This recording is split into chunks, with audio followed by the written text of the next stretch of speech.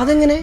അക്ഷയ്, എന്നെ കൊണ്ട് നീ ഒന്നും പറയിപ്പിക്കരുത്. ഞാൻ ഒന്നേ പറഞ്ഞതാ കറങ്ങാൻ പോണ്ടോന്ന്. കറങ്ങാൻ പോയി?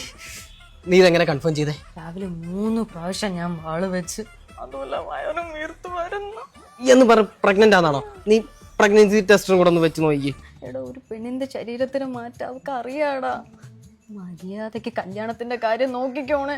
ഇടി ജോലിയും കൂലി ഇല്ലാതെ ഞാൻ എവിടുന്ന് മോനെ അതേതാ പെൺകൊച്ചവിടെ ഹരിതകർമ്മ സേന അമ്മുമ്മ. ഇവർക്കൊക്കെ പച്ച യൂണിഫോം അല്ലേ മോനെ? അത് ഭരണം മാറിയപ്പോ മാറിയതാ അമ്മുമ്മ. അത് അമ്മയുടെ ഏതോ ഒരു അപ്പച്ചിയുടെ ഏതോ ഒരു തള്ളയാ. കള്ളക്കിളവി കേറി വന്നപ്പോ തൊട്ട് എനിക്ക് ചാക്കാലേ. മര്യാദക്ക് എന്നെ കെട്ടിയില്ലെങ്കിൽ ആ കിളവി പറഞ്ഞെന്നെ നിനക്ക് നടക്കും. നില്ല്. ഓ, തിന്ന എന്ത്? അതൊരാഴ്ച ഒരാഴ്ച പഴക്കമുള്ളായിരുന്നോ? അയ്യോ, വെറുതെ എല്ലാ വാള് വെച്ച ഞാൻ പേടിച്ചു. ചേച്ചി പേടിക്കുന്ന എന്തിനാ? അത് നിനക്ക് പറഞ്ഞാ മനസ്സിലാവില്ല. നീ ഫോൺ വൈ.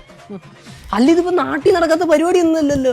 സാധാരണ ആൾക്കാർ കല്യാണം കഴിഞ്ഞ് പ്രഗ്നന്റ് ആവും. ഇത് കല്യാണത്തിന് മുന്നേ പ്രഗ്നന്റ് ആയി. ഇപ്പൊ എന്താ ചെയ്യാൻ പറ്റുമോ? അതിപ്പോ അതിന് വീട്ടിൽ രാവിലെ ഞാൻ ഒരാഴ്ച പഴക്കമുള്ള ചക്കപ്പുഴുക്കുന്നോ. നീ എന്ത് പരിപാടി എടി കാണിച്ച്? കൊച്ചിന് ഗ്യാസ് അടിക്കത്തില്ലേ എന്റെ ടുട്ടുവാവ? എടാ, രാവിലെ ചക്കപ്പുഴുക്കിന്റെ അപ്പൊ ടുട്ടു.